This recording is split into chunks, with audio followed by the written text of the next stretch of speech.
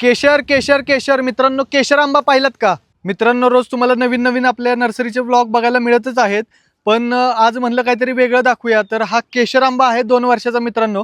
Height म्हणाल तर 4 फूट आत्ता हाईट झालेली आहे. अजून ह्याला एक 15 दिवस अवकाश आहे विकण्यासाठी.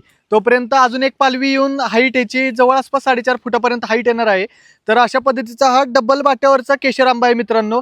म्हणजे ह्याला रूट सिस्टीम जी काय असते खाली ती डबल असते आणि सिंगल वाट्यावरचा देखील आपल्याकडे अवेलेबल आहे. तशाच पद्धतीने हा डबल वाट्यावरती बांधलेल्याचा भरपूर सारे फायदे असतात, त्याच्यामुळे आपण हा डबल वाट्यावरती जास्त बांधलेला आहे.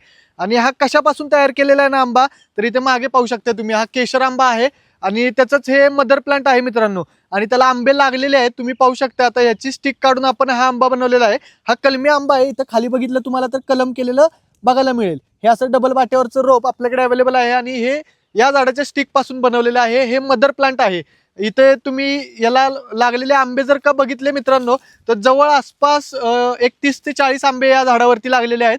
ह्याला कोणतीही ट्रीटमेंट फळासाठी करत नाही आपण.